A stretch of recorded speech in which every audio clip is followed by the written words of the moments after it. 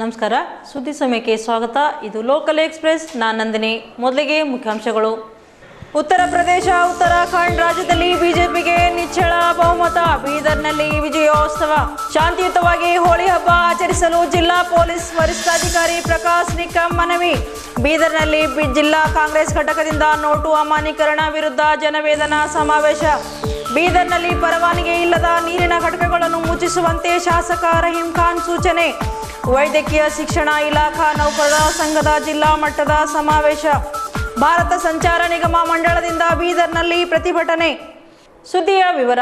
ಉತ್ತರ ಪ್ರದೇಶ, ಉತ್ತರಾಖಂಡ್, ಪಂಜಾಬ್, ಗೋವಾ ಮತ್ತು ಮಣಿಪುರ ಸೇರಿ 5 ವಿಧಾನಸಭಾ ಚುನಾವಣೆಯಲ್ಲಿ ಭಾರತೀಯ ಜನತಾ ಪಕ್ಷ ಯುಪಿ ಮತ್ತು ಉತ್ತರಾಖಂಡದಲ್ಲಿ ನಿಚ್ಚಳ ಬಹುಮತದೊಂದಿಗೆ ಅಧಿಕಾರದ ಗದ್ದುಗೆ ಏರಿದೆ. ದೇಶದ 5 ರಾಜ್ಯಗಳಲ್ಲಿ ನಡೆದ ವಿಧಾನಸಭೆ ಚುನಾವಣೆಯಲ್ಲಿ ಭಾರತೀಯ ಜನತಾ ಪಕ್ಷ ಉತ್ತರ ಪ್ರದೇಶದ ಮತ್ತು ಉತ್ತರಾಖಂಡ ರಾಜ್ಯದಲ್ಲಿ ಸ್ಪಷ್ಟ ಬಹುಮತದೊಂದಿಗೆ ಅಧಿಕಾರದ ಗದ್ದುಗೆ ಏರಲಿದೆ. ಉತ್ತರ ಪ್ರದೇಶದ 403 ವಿಧಾನಸಭೆ ಸ್ಥಾನಗಳಲ್ಲಿ ಬಿಜೆಪಿ 303 ಸ್ಥಾನಗಳು ಪಡೆಯುವ ಮೂಲಕ ಐತಿಹಾಸಿಕ ಗೆಲುವು ಸಾಧಿಸಿದೆ. ಈ ಹಿನ್ನೆಲೆಯಲ್ಲಿ ಬೀದರ್ ಜಿಲ್ಲಾ ಬಿಜೆಪಿ ಘಟಕದಿಂದ ಬೀದರ್ ನಗರದಲ್ಲಿ ವಿಜಯೋತ್ಸವ ಆಚರಿಸಲಾಯಿತು ಮತ್ತು ಎಲ್ಲರೂ ಕುಣಿದು ಕುಪ್ಪಳಿಸಿದರು.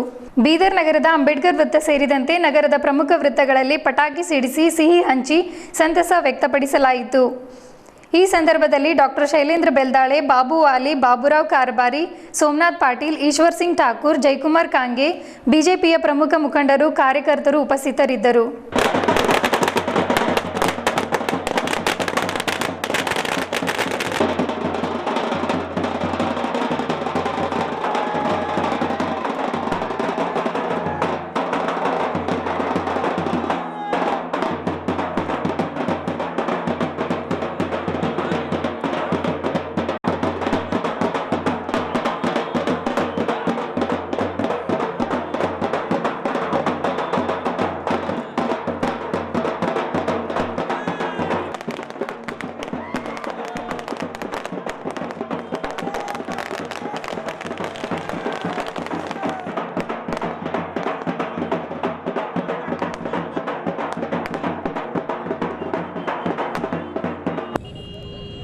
ಯುಪಿ ಹಾಗೂ ಉತ್ತರಾಖಂಡ್ ಹಾಗೂ ಇನ್ನಿತರ ರಾಜ್ಯಗಳೇನು ಪಂಚರಾಜ್ಯ ಚುನಾವಣೆಗೆ ಮೊಟ್ಟ ಮೊದಲು ನಾನು ಬೀದರ್ ಜಿಲ್ಲಾ ಘಟಕದಿಂದ ಅಭಿನಂದನೆ ಸಲ್ಲಿಸ್ತೀನಿ. ಅಲ್ಲಿನ ಕಾರ್ಯಕರ್ತರಿಗೆ, ಅಲ್ಲಿನ ನಾಯಕರಿಗೆ, ಹಾಗೂ ಚುನಾಯಿತ ಪ್ರತಿನಿಧಿಗಳಿಗೆ. ಬೇರೆ ಪಕ್ಷದವರು ಅರ್ತ್ಕೊಂಡಿದ್ದಾರೆ ಈ ಭಾಜಪ ಹಾಗೂ ನರೇಂದ್ರ ಮೋದಿಜಿಯವ್ರ ಹವಾ ನಡ್ಬರ್ಕ ಇವ್ರು ಯಾರೂ ತಟ್ಟಲ್ಲ, ಈ ಗಾಳಿ ಅದು ಯಾರೂ ನಿಂದಿರ್ಲಿಕ್ಕೆ ಸಾಧ್ಯ ಇಲ್ಲ ಅಂತ. ಯಾಕಂದ್ರೆ ನರೇಂದ್ರ ಮೋದಿಯವರು ಇಟ್ಟ ದಿಟ್ಟ ಹೆಜ್ಜೆಗಳು ದೇಶದ ಪರವಾಗಿದ್ದು, ದೇಶದ ಒಳ್ಳೆಯದಕ್ಕಾಗಿ ಅವ್ರು ನಿರ್ಣಯ ತೋತಾರಂತ ಈ ಭಾರತ ದೇಶದ 125 ಕೋಟಿ ಜನರು ಭಾರತೀಯ ಜನತಾ ಪಕ್ಷ ಪರ ವೋಟ್ ಹಾಕಿದ್ದಾರೆ. ಅದು ಉದಾಹರಣೆ ಯುಪಿ ಟೋಟಲ್ 300 ಕ್ರಾಸ್ ಆಗಿದೆ ಮತ್ತು ಉತ್ತರಾಖಂಡ್ ಇನ್ನಿತರ ರಾಜ್ಯಗಳಲ್ಲಿ ನಾವು ಸಮೀಪಿದ್ದೆವು. ನಾನು ಮೋದಿಜಿಯವರು 500,000 ನೋಟ್ ಬ್ಯಾನ್ ಆದಮೇಲೆ ಕಾಂಗ್ರೆಸ್ನವ್ರು ಅಂದರು ತಕ್ಕ ಪಾಠ ಕಲಿಸ್ತಾರೆ ಈ ಎಲೆಕ್ಷನ್ದಲ್ಲಿ ಅಂತ ಭಾಳಷ್ಟು ನಿರೀಕ್ಷೆ ಇಟ್ಕೊಂಡಿದ್ರು. ಪಾಪ ನಮ್ಮ ರಾಹುಲ್ ಗಾಂಧೀಜಿಯವರು, ಅಖಿಲೇಶ್ವರು ಇಬ್ಬರು ಅದು ಅನಾಮಿಕ ಆ ಮೈತ್ರಿ ಬಗ್ಗೆ ಎಷ್ಟು ವ್ಯಂಗ್ಯ ಮಾಡಿದ್ರು ಕಡಿಮದ. ಬೀದರ್ ಜಿಲ್ಲೆಯಲ್ಲಿ ಮಾರ್ಚ್ 12ರಂದು ಮತ್ತು 13ರಂದು ಆಚರಿಸಲಾಗುವ ಹೋಳಿ ಹಬ್ಬವನ್ನು ಸಾರ್ವಜನಿಕರು ಶಾಂತಿಯುತವಾಗಿ ಆಚರಿಸಬೇಕು. ಈಗ ಪರೀಕ್ಷೆಗಳು ಆರಂಭವಾಗುವುದರಿಂದ ವಿದ್ಯಾರ್ಥಿಗಳ ಅಭ್ಯಾಸಕ್ಕೆ ತೊಂದರೆಯಾಗದಂತೆ ಸಾರ್ವಜನಿಕರು ಎಚ್ಚರ ವಹಿಸಬೇಕು ಎಂದು ಜಿಲ್ಲಾ ಪೊಲೀಸ್ ವರಿಷ್ಠಾಧಿಕಾರಿ ಪ್ರಕಾಶ್ ನಿಕ್ಕಂ ಸಾರ್ವಜನಿಕರಲ್ಲಿ ಮನವಿ ಮಾಡಿದರು. ಬೀದರ್ ನಗರದ ಜಿಲ್ಲಾ ಪೊಲೀಸ್ ವರಿಷ್ಠಾಧಿಕಾರಿಯವರ ಕಚೇರಿ ಸಭಾಂಗಣದಲ್ಲಿ ಹೋಳಿ ಹಬ್ಬದ ಪ್ರಯುಕ್ತ ಹಮ್ಮಿಕೊಳ್ಳಲಾಗಿದ್ದ ಶಾಂತಿ ಸಭೆಯಲ್ಲಿ ಜಿಲ್ಲಾ ಪೊಲೀಸ್ ವರಿಷ್ಠಾಧಿಕಾರಿ ಪ್ರಕಾಶ್ ನಿಕ್ಕಂ ಮಾತನಾಡಿ, ಹೋಳಿ ಹಬ್ಬವನ್ನು ಶಾಂತಿಯುತವಾಗಿ ಆಚರಿಸಲು ಜಿಲ್ಲೆಯಾದ್ಯಂತ ಅಗತ್ಯ ಪೊಲೀಸ್ ವ್ಯವಸ್ಥೆ ಕಲ್ಪಿಸಲಾಗುವುದು. ಹಬ್ಬದ ದಿನಗಳಂದು ದ್ವಿಚಕ್ರ ವಾಹನದ ಸೈಲೆನ್ಸರ್ ತೆಗೆದು ಸಂಚರಿಸುವುದು ಕಂಡುಬಂದಲ್ಲಿ ಅಂತಹ ವಾಹನಗಳನ್ನು ಜಪ್ತಿ ಮಾಡಲಾಗುವುದು. ಧ್ವನಿ ವರ್ಧಕದ ಶಬ್ದ ನಿಗದಿಪಡಿಸಿದ ಮಿತಿಯಲ್ಲಿ ಇರಬೇಕು. ನಿಯಮ ಪಾಲಿಸದ ಧ್ವನಿ ವರ್ಧಕಗಳನ್ನು ಜಪ್ತ ಮಾಡಲಾಗುತ್ತದೆ ಎಂದು ಹೇಳಿದರು. ಹಬ್ಬದ ಸಂದರ್ಭದಲ್ಲಿ ಗಾಂಜಾ ಮತ್ತು ನಶೆ ತರುವ ವಸ್ತುಗಳನ್ನು ಬಳಸುವುದು ಗಮನಕ್ಕೆ ಬಂದರೆ ಅಂತವರ ವಿರುದ್ಧ ಶಿಸ್ತು ಕ್ರಮ ಜರುಗಿಸಲಾಗುವುದು ಎಂದು ತಿಳಿಸಿದ ಅವರು, ಅಂತಹ ವ್ಯಕ್ತಿಗಳು ಕಂಡುಬಂದಲ್ಲಿ ಸಾರ್ವಜನಿಕರು ಪೊಲೀಸರಿಗೆ ಮಾಹಿತಿ ನೀಡಬೇಕು ಎಂದು ತಿಳಿಸಿದರು. ಸಾರ್ವಜನಿಕರು ಯಾವುದೇ ಅಹಿತಕರ ಘಟನೆಗೆ ಅವಕಾಶ ಕಲ್ಪಿಸದಂತೆ ಎಚ್ಚರ ವಹಿಸಬೇಕು ಎಂದು ತಿಳಿಸಿದ ಅವರು, ಹಬ್ಬದಂದು ಸಾರ್ವಜನಿಕರು ಬಣ್ಣವನ್ನು ಇಷ್ಟವಿಲ್ಲದವರ ಮೇಲೆ ಒತ್ತಾಯಪೂರ್ವಕವಾಗಿ ಎರಚಬಾರದು. ಇಲಾಖೆಯು ಹೇಳುವ ನಿಯಮಗಳನ್ನು ಪರಿಪಾಲಿಸಬೇಕು ಎಂದು ತಿಳಿಸಿದರು. ಜಿಲ್ಲಾಧಿಕಾರಿ ಡಾಕ್ಟರ್ ಎಚ್.ಆರ್. ಮಹಾದೇವ್, ಹೆಚ್ಚುವರಿ ಪೊಲೀಸ್ ವರಿಷ್ಠಾಧಿಕಾರಿ ಶ್ರೀ ಹರಿಬಾಬು, ಬೀದರ್ ಸಹಾಯಕ ಆಯುಕ್ತರಾದ ಶಿವಕುಮಾರ್ ಶೀಲವಂತ, ತಹಸೀಲ್ದಾರ ಜಗನ್ನಾಥ್ ಪಾಟೀಲ್ ವೇದಿಕೆಯಲ್ಲಿದ್ದರು. ಮುಖಂಡರು, ಧಾರ್ಮಿಕ ಮುಖಂಡರು, ವಿವಿಧ ಸಂಘ ಸಂಸ್ಥೆಗಳ ಪದಾಧಿಕಾರಿಗಳು, ನಾಗರಿಕರು ಹಾಗೂ ಪೊಲೀಸ್ ಅಧಿಕಾರಿಗಳು ಸಿಬ್ಬಂದಿ ಸಭೆಯಲ್ಲಿ ಉಪಸ್ಥಿತರಿದ್ದರು. मेरे बहुत सारे अभी मेरा अली करके शिकायत था यहाँ पे, बहुत सारे लोग पूरा शाम को जब हम पुलिस का थोड़ा सा होली कर खेलते हैं यहाँ पे, एकदम दिल लगा के सब लोग खेल रहे थे. ये इधर में ऐसा कुछ होगा भी नहीं और कुछ हुआ भी नहीं है, मुझे पूरा गारंटी है. लेकिन इसको इम्प्रूवमेंट करने के लिए सबसे बड़ी बात यही है इस साल की कि PUC एग्जाम चल रहा है. तो ಈಗ ಎಲ್ಲ ಮುಖಂಡರು ಬಂದಿದ್ದಾರೆ. ನಮ್ದು ಇದೆ ಇಟ್ಸ್ ವೆರಿ ಡಿಸ್ಟರ್ಬಿಂಗ್. ಈಗ ಡೆಸಿಬಲ್ದು ಪರ್ಮಿಸಬಲ್ ಲಿಮಿಟ್ ಏನಿದೆ ನಮ್ಮ ಕಡೆ ಪರ್ಮಿಷನ್ ತಗೋಕ್ ಬರಾಗ ನಾನು ಇಲ್ಲಿ ಬರ್ದು ಕೊಟ್ಟಿನಿ. ಇವರಿಗಿಂತ ಜಾಸ್ತಿಯಿಂದ ಖಂಡಿತ ವಿಲ್ ಸೀಸ್ ಎಲ್ಲ ಡಿಜೆ. ಈಗ ಹೇಳ್ತಾ ಇದ್ದೀನಿ, ಬಿಕಾಸ್ ಇವರು ಮಕ್ಕಳಿಗೆ ಏನು ತೊಂದರೆ ಆಗುತ್ತೆ ಇವ್ರಿಗೆ ಗೊತ್ತಾಗಲ್ಲ. ಮಕ್ಕಳಿಗೆ ಯಾರು ಹೋಗ್ತಾ ಇದ್ದಾರೆ ಪರೀಕ್ಷೆ ಕೊಡಕ್ಕೆ, ಎಕ್ಸಾಮ್ ಕೊಡಕ್ಕೆ, ಇವರಿಗೆ ಬೇರೆಗೆ ಗೊತ್ತಾಗಲ್ಲ. Another thing is that age old ಪರ್ಸನ್ಸ್ಗೆ ಈಗ ಡಿಜೆ ಶುರು ಆದ ನಂತರ ನೀವು ದಟ್ ಡಿಜೆದು ವಾಲ್ ಇರುತ್ತೆ, ಇವರು ಹತ್ತಿರ ಹೋಗಿ ನಮ್ದು ಚೆಸ್ಟ್ ಕೂಡ way it gives very harmful effects on the body of age old people and kids. So ಇದಕ್ಕೆ ಇದು ಡಿಜೆ ಬಗ್ಗೆ ಈ ವರ್ಷ ಬಹಳ ಸ್ಟ್ರಿಕ್ಟ್ ಆಗಿ ಎನ್ಫೋರ್ಸ್ ಮಾಡ್ತೀನಿ. ಜಿಲ್ಲಾ ಕಾಂಗ್ರೆಸ್ ಸಮಿತಿ ವತಿಯಿಂದ ಕೇಂದ್ರ ಸರ್ಕಾರ ಕೈಗೊಂಡಿರುವ ನೋಟು ಅಮಾನ್ಯೀಕರಣ ವಿರುದ್ಧ ಜನವೇದನಾ ಸಮಾವೇಶ ಮತ್ತು ಸತ್ಯಮೇವ ಜಯತೆ ಕಾರ್ಯಕ್ರಮ ಬೀದರ್ ನಗರದ ಬರಿಶಾಹಿ ಫಂಕ್ಷನ್ ಹಾಲ್ನಲ್ಲಿ ಆಯೋಜಿಸಲಾಗಿತ್ತು. 2 ತಿಂಗಳು ಕಳೆದರೆ ರಾಜ್ಯ ಸರ್ಕಾರ ಅಸ್ತಿತ್ವಕ್ಕೆ ಬಂದು 4 ವರ್ಷಗಳು ಪೂರೈಸಿ 5ನೇ ವರ್ಷದಲ್ಲಿ ಪಾದಾರ್ಪಣೆ ಮಾಡಲಿದೆ. ಬಿಜೆಪಿಯ ಕೆಲ ನಾಯಕರು ರಾಜ್ಯ ಸರ್ಕಾರದ ವಿರುದ್ಧ ಇಲ್ಲಸಲ್ಲದ ಆರೋಪ ಮಾಡುತ್ತಿದೆ ಎಂದು ಪೌರಾಡಳಿತ ಹಾಗೂ ಬೀದರ್ ಜಿಲ್ಲಾ ಉಸ್ತುವಾರಿ ಸಚಿವ ಈಶ್ವರ್ ಖಂಡ್ರೆ ಆರೋಪಿಸಿದರು. ಪ್ರಧಾನಿ ನರೇಂದ್ರ ಮೋದಿಯವರು ಅಧಿಕಾರಕ್ಕೆ ಬರುವ ಮುನ್ನ ದೇಶದ ಜನತೆಗೆ ನೀಡಿದ ಭರವಸೆಗಳಲ್ಲಿ ಒಂದೇ ಒಂದು ಈಡೇರಿಲ್ಲ. ಅಚ್ಚೆ ದಿನ್ ಎಲ್ಲಿ ಯಾರಿಗೆ ಬಂದಿವೆ, ಪುರಾನೆ ದಿನ್ ಹಿ ಬಹುತ್ ಅಚ್ಚೆ ಥೆ ಎನ್ನುತ್ತಿದ್ದಾರೆ ಜನರು ಎಂದು ಬೀದರ್ ಶಾಸಕರಾದ ರಹೀಂ ಖಾನ್ ಹೇಳಿದರು. ನೋಟು ಅಮಾನ್ಯೀಕರಣದಿಂದ ಕಪ್ಪು ಹಣ ಬರುತ್ತದೆ ಎಂದು ಕೇಂದ್ರ ಸರ್ಕಾರ ಹೇಳಿಕೊಂಡಿತ್ತು. ಆದರೆ ಕಪ್ಪು ಹಣ ಬಂದಿದೆಯೇ? 500 ಮತ್ತು 1,000 ರೂಪಾಯಿಗಳ ಮುಖಬೆಲೆ ನೋಟು ಬಂದ್ ಮಾಡಿದ್ದರಿಂದ ಹಣಕ್ಕಾಗಿ ಸರತಿ ಸಾಲಿನಲ್ಲಿ ನಿಂತ ಸುಮಾರು 130ಕ್ಕೂ ಅಧಿಕ ಜನರು ಸಾವನ್ನಪ್ಪಿದ್ದಾರೆ ಎಂದು ಹುಮ್ನಾಬಾದ್ ಶಾಸಕರಾದ ರಾಜಶೇಖರ್ ಪಾಟೀಲ್ ಆಪಾದಿಸಿದರು. ಕಾಂಗ್ರೆಸ್ ಪಕ್ಷದ ಜಿಲ್ಲಾಧ್ಯಕ್ಷ ಖಾಜಿ ಅರ್ಷದ್ ಅಲಿ, ಮಹಿಳಾ ಘಟಕದ ಅಧ್ಯಕ್ಷೆ ಮೀನಾಕ್ಷಿ ಸಂಗ್ರಾಮ್, ಪ್ರದೀಪ್ ಕುಶ್ನೂರ್, ಪಂಡಿತ್ ಚಿದ್ರಿ, ನರಸಿಂಗರಾವ್ ಸೂರ್ಯವಂಶಿ ಹಾಗೂ ಪಕ್ಷದ ಕಾರ್ಯಕರ್ತರು ಕಾರ್ಯಕ್ರಮದಲ್ಲಿ ಇದ್ದರು. ಈಗಿನಿಂದ ಸಿದ್ಧತೆ ಮಾಡಬೇಕು. ಯಾಕಂದರೆ ಬಿಜೆಪಿದವರು ಬಹಳಷ್ಟು ನಮ್ಮ ಒಂದು ಸವಲತ್ತುಗಳನ್ನು ಹೇಳ್ಕೊತ ಓಡಾಡ್ತಾ ಇದ್ದಾರೆ. ನಾನು ಜಾಸ್ತಿ ಏನು ಸಮಯ ತಗೊಳ್ಳಲ್ಲ. ಅದರ ಸಲುವಾಗಿ ಕೆಲಸ उसमें से कौन सा भी एक काम आज तक नहीं किया. सबसे ज्यादा मैं तो पूरे हिंदुस्तान को गुजरात टाइप, सिंगापुर टाइप पूरा मॉडल कर दूंगा बोल के प्राइम मिनिस्टर का वादा था. और नौजवान जो जितने भी देश में है वो जो भी बेकार है उन लोगों को मैं सभी को नौकरी दूंगा. जितने किसान लोग हैं वो एक भी परेशान नहीं होंगे. सभी किसानों को मेरा भरपूर सपोर्ट रहेगा. किसान खुश रहेगा, अच्छे दिन आएंगे, सभी लोग खुशहाल रहेंगे बोल के उनका बहुत से वादे. महंगाई कम होगी, इतने वादे उसमें एक वादा भी पूरा नहीं हुआ. नरेंद्र मोदी ಅವರು ಏನು ಹೇಳಿದ್ರೆ ಹಾಗೆ अच्छे दिन आएंगे ಅದಕ್ಕೆ ಬಹಳ ಸ್ಪಷ್ಟತೆ ನಮ್ಮ ರೈತ ಅವರು ಬಹಳ ಒಳ್ಳೆ ರೀತಿಯಲ್ಲಿ ಹೇಳಿದ್ರು. अच्छे दिन आने को बहुत दिन आए हैं लेकिन पुराने दिन जो थे वही रೈತರು भी बस ಅಂತ ಬಹಳ ಒಳ್ಳೆ ವಿಚಾರಗಳು ವ್ಯಕ್ತಪಡಿಸಿದ್ರು. ಅದ್ರ ಜೊತೆಲಿ ಅನೇಕ ಈ ಇದರಿಂದ ಅನೇಕ ನಮ್ಮ ರಾಜ್ಯಗಳಲ್ಲಿ ಈ ಒಂದು ದೇಶಕ್ಕೆ ಇವತ್ತು ಇದರಿಂದ ಏನು ಸಾಧನೆ ಆಗಿದೆ. संसार में 3-4 कंट्री पूरे के पूरे बर्बाद हो गए. 500,000 नोट रद्द करने से देश का इकोनॉमी को जो लॉस हुआ है, आम आदमी हम लोग भी नहीं जान सकते, समझ नहीं पा रहे अभी. लेकिन जो अर्थव्यवस्था लोग बोल रहे हैं आने वाले 5 साल में इस देश को सबसे बड़ा खतरा पहुंचने वाला है, ये समझ नहीं पा रहे हैं. तो राहुल जी के आदेश से ये गांव तक पहुंचे. ये मैसेज की मोदी जी जो निर्णय लिया है उससे देश की बर्बादी हो गई है और आने वाले दिनों में होने वाला बहुत चांस है. तो क्या डिस्ट्रेस हो गया, आपको इम्पैक्ट कम हो गया, आजकल नहीं में नहीं हो रहा. तो हैदराबाद से आते थे आज भी कई सारे एटीएम में नो कैश का बोर्ड लगा हुआ है। पता नहीं बीदर में कैश बन रहा नहीं, लेकिन हैदराबाद में कल और आज बहुत सारे एटीएम में नो कैश का बोर्ड लगा है। क्यों हो रहा है? अपने पैसे बैंक में है, वो पैसे लेने के लिए पाबंदियां हैं, कंडीशन है। 4 साल हो रहा है, अभी 1-1.5 महीने के बाद 4 साल कंप्लीट हो गए। 5वें साल में हम पदार्पण करते हैं। तो ये 4 साल में हमने जो क्या किया है, और अब जो हमारे प्रतिस्पर्धी भारतीय जनता पार्टी के लोग जो कि अपप्रचार कर रहे हैं, जो कि लोगों को फिर एक बार गुमराह करने का काम उन्होंने जो लिया है, आप लोग देख रहे हैं। सुबह उठते पेपर में, टीवी में एक डायरी भी उन्होंने एक मैन्युफैक्चर किया। डायरी जो कोई भी एक डायरी उत्पादन कर सकता है, अपने अपने घर में लिख सकता है। ऐसा एक उत्पादन करके, मैन्युफैक्चर करके, सृष्टि करके, फिर चुनाव के टाइम पे लोगों को दिशाभूल करना, लोगों को जो है ना गलत रास्ते पे लेके जाके उनके स्वार्थ के लिए किस हद तक पे वो लोग गिर सकते हैं, वो काम उन्होंने किया।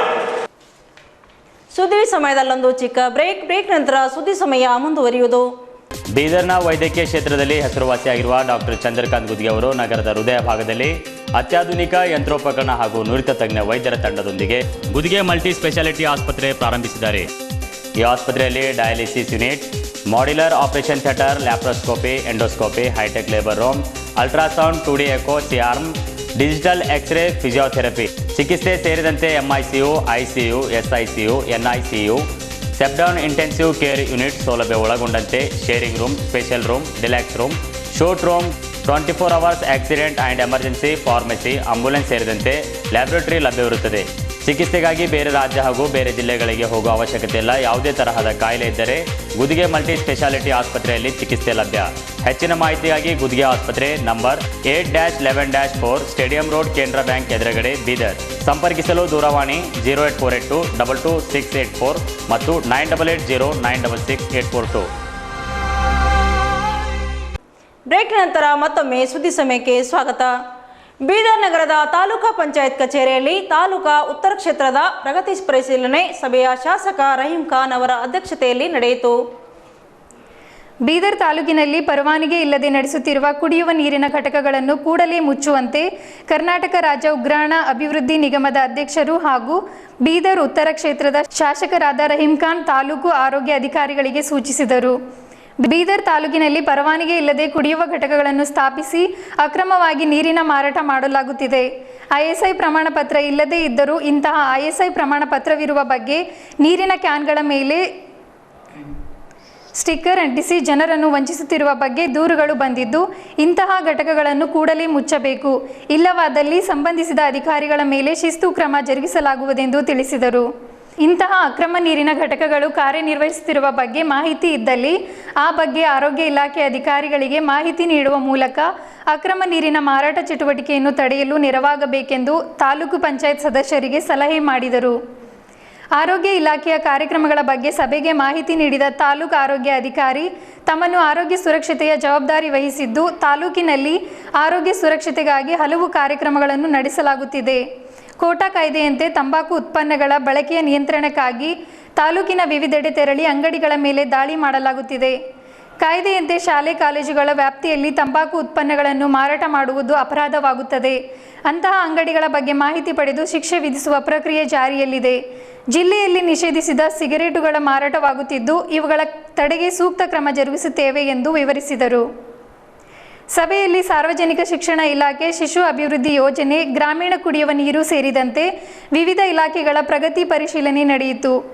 ತಾಲೂಕು ಪಂಚಾಯತ್ ಅಧ್ಯಕ್ಷ ವಿಜಯಕುಮಾರ್, ತಾಲೂಕು ಪಂಚಾಯತ್ ಕಾರ್ಯನಿರ್ವಾಹಕ ಅಧಿಕಾರಿ ಬಸವರಾಜ್ ಬುರಳೆ, ತಾಲೂಕು ಪಂಚಾಯತ್ ಸದಸ್ಯರು, ವಿವಿಧ ಇಲಾಖೆ ಅಧಿಕಾರಿಗಳು, ಸಿಬ್ಬಂದಿ ಹಾಗೂ ಇತರರು ಸಭೆಯಲ್ಲಿದ್ದರು. ಅದು ಏನು ತಂಬಾಕು ಪ್ರಾಡಕ್ಟ್ಸ್ ಇರ್ತಾವೆ, ಸಿಗರೇಟ್ಸ್ ಆ್ಯಂಡ್ ಗುಟ್ಕಾ ತಂಬಾಕು ಏನು ಪ್ರಾಡಕ್ಟ್ಸ್ ಇರುತ್ತೆ, ಅದ್ರ ಮೇಲೆ 85% ಅಡ್ವರ್ಟೈಸ್ಮೆಂಟ್ ಇರ್ಬೇಕು ಕ್ಯಾನ್ಸಲ್. ಸೊ ಅದು ಇರಲಿಲ್ಲ ಅಂತದನ್ನು ಜಪ್ತು ಮಾಡ್ಬೇಕಂತಿದೆ. 4ನೇದು ಕಂಪ್ಲೀಟಾಗಿ ಬ್ಯಾನ್ ಆಗಿರ್ತಕ್ಕಂಥ ಕೆಲವೊಂದು ಸಿಗರೇಟ್ಸ್ ಇದಾವೆ sir. For example black cigarette ಅಂತಿದೆ, ಅದು 10 ವರ್ಷ ಕೆಳಗಡೆನೇ ಇಡೀ ಭಾರತ ದೇಶದ ಬ್ಯಾನ್ ಆಗಿಬಿಟ್ಟಿದೆ ಸರ್. ಬಟ್ ನಮ್ಮ ದುರದೃಷ್ಟ ಬೀದರ್ ತಾಲೂಕಿನಲ್ಲಿ ಇನ್ನೂ ಅವೈಲೇಬಲ್ ಇದೆ ಸರ್. ಇವುಗಳು ಸರ್ಕಾರಿ ಶಾಲೆಗಳು 158, ಪ್ರೌಢಶಾಲೆಗಳು 16, ಮದರ್ಸಾ 3, ಒಟ್ಟು ಏನಂತಂದರೆ 177 ಶಾಲೆಗಳು ಮತ್ತು ಅನುದಾನಿತ 38 ಪ್ರಾಥಮಿಕ ಶಾಲೆಗಳು, ಪ್ರೌಢ 21, ಒಟ್ಟು 59. ಸಮಗ್ರ ಒಟ್ಟು ಪ್ರಾಥಮಿಕ ಶಾಲೆಗಳು 199, ಪ್ರೌಢ 37, 200 ಒಟ್ಟು 36 ಶಾಲೆಗಳು ಬಿಸಿಯೂಟದ ಕೇಂದ್ರಗಳು ನಡೀತಾ ಇದೆ. ಕರ್ನಾಟಕ ರಾಜ್ಯ ಆರೋಗ್ಯ ಮತ್ತು ಕುಟುಂಬ ಕಲ್ಯಾಣ ಸೇವೆಗಳು ಹಾಗೂ ವೈದ್ಯಕೀಯ ಶಿಕ್ಷಣ ಇಲಾಖಾ ನೌಕರರ ಸಂಘದ ಜಿಲ್ಲಾ ಮಟ್ಟದ ಸಮಾವೇಶ ಬೀದರ್ ನಗರದ ಪ್ರತಾಪ್ ನಗರದಲ್ಲಿರುವ ಸರ್ಕಾರಿ ನೌಕರರ ಸಮುದಾಯ ಭವನದಲ್ಲಿ ಅದ್ದೂರಿಯಾಗಿ ನಡೆಯಿತು. ಕರ್ನಾಟಕ ರಾಜ್ಯ ಆರೋಗ್ಯ ಮತ್ತು ಕುಟುಂಬ ಕಲ್ಯಾಣ ಸೇವೆಗಳು ಹಾಗೂ ವೈದ್ಯಕೀಯ ಶಿಕ್ಷಣ ಇಲಾಖಾ ನೌಕರರ ಸಂಘದ ಜಿಲ್ಲಾ ಮಟ್ಟದ ಸಮಾವೇಶ ಶಾಸಕರಾದ ರಹೀಂ ಖಾನ್ ಉದ್ಘಾಟಿಸಿ ಮಾತನಾಡಿದರು. ಕರ್ನಾಟಕ ರಾಜ್ಯ ಆರೋಗ್ಯ ಮತ್ತು ಕುಟುಂಬ ಕಲ್ಯಾಣ ಸೇವೆಗಳು ಹಾಗೂ ವೈದ್ಯಕೀಯ ಶಿಕ್ಷಣ ಇಲಾಖಾ ನೌಕರರ ಸಂಘದ ಅಧ್ಯಕ್ಷ ಎ ಪುಟ್ಟಸ್ವಾಮಿ, ಕಾರ್ಯದರ್ಶಿ ಆರ್ ಶ್ರೀನಿವಾಸ್, ಸರ್ಕಾರಿ ನೌಕರರ ಸಂಘದ ಬೀದರ್ ಜಿಲ್ಲಾಧ್ಯಕ್ಷ ರಾಜೇಂದ್ರ ಕುಮಾರ್ ಗಂದಗೆ, ಬ್ರೀಮ್ಸ್ ಬೋಧಕ ಆಸ್ಪತ್ರೆ ನಿರ್ದೇಶಕ doctor C Chennanna, DHO doctor MO Jabbar, doctor CS Ragate, doctor Shivakumar Shetkar, doctor Mahesh Biradar, Karnataka ರಾಜ್ಯ ಆರೋಗ್ಯ ಮತ್ತು ಕುಟುಂಬ ಕಲ್ಯಾಣ ಸೇವೆಗಳು ಹಾಗೂ ವೈದ್ಯಕೀಯ ಶಿಕ್ಷಣ ಇಲಾಖೆ ನೌಕರರ ಸಂಘದ ಗೌರವಾಧ್ಯಕ್ಷ ಡಾಕ್ಟರ್ ಶಿವಕುಮಾರ್, ಡಾಕ್ಟರ್ ಶಿವಶಂಕರ್, ರಾಜ್ಕುಮಾರ್ ಮಾಳ್ಗೆ, ಮಲ್ಲಿಕಾರ್ಜುನ್ ಸದಾಶಿವ, ಸರ್ಕಾರಿ ನೌಕರರ ಸಂಘದ ಉಪಸ್ಥಿತರಿದ್ದರು.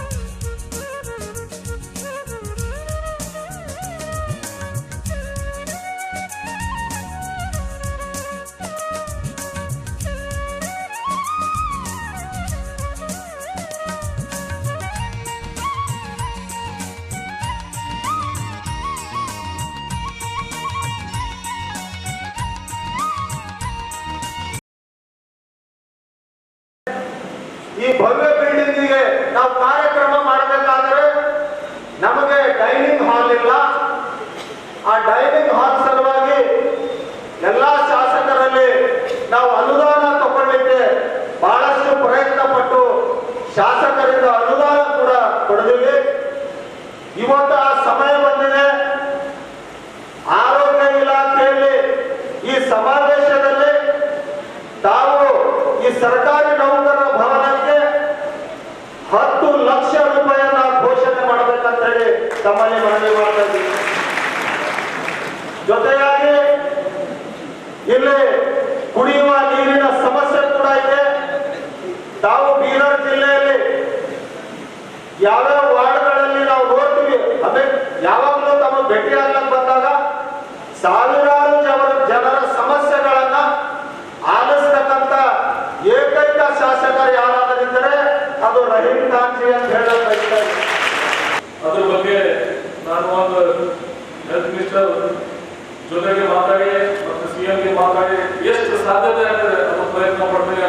ಮಾಡಲಿಕ್ಕೆ.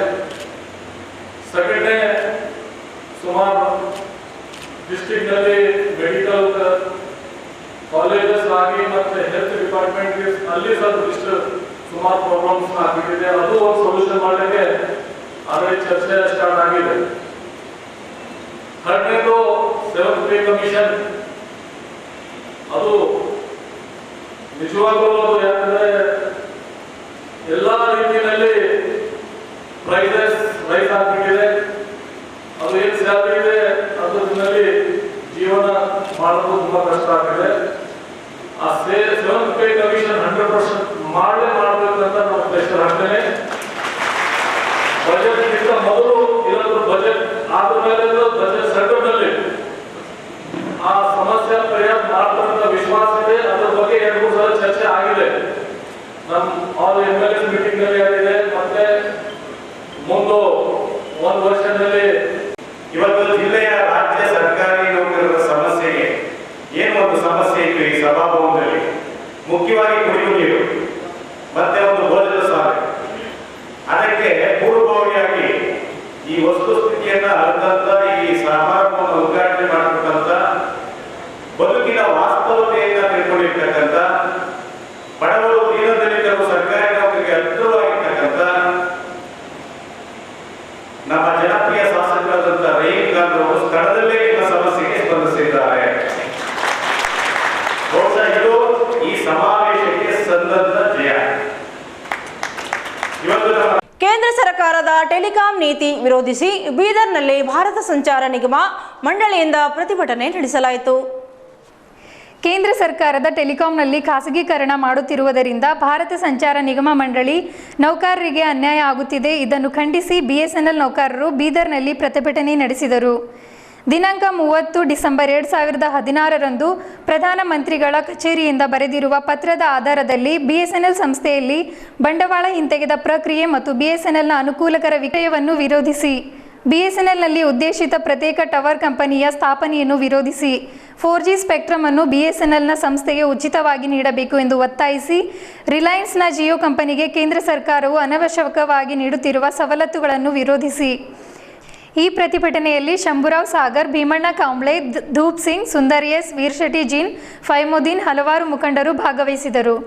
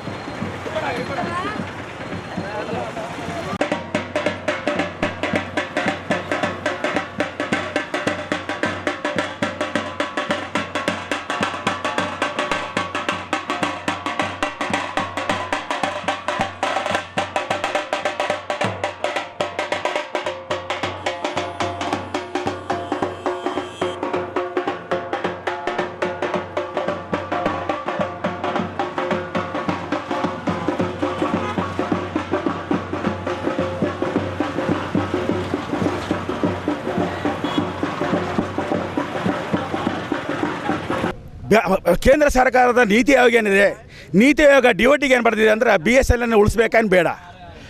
ನೀತಿ ಆಯೋಗ ಏನು ಹೇಳ್ತಾ ಇದೆ ಅಂದರೆ BSNL ರಾಜ್ಯ ಸರ್ಕಾರಕ್ಕೆ ಕೊಟ್ಬಿಡಿ ಅಥವಾ ಅದನ್ನು ಮಾರಿಬಿಡಿ ಅಂತ ಹೇಳ್ತಾ ಇದೆ. ಕೇಂದ್ರ ಸರ್ಕಾರ ಟೆಲಿಕಮ್ಯುನಿಕೇಷನ್ ಸೂಕ್ಷ್ಮವಾದಂಥ ಇಲಾಖೆ ಇದೆ.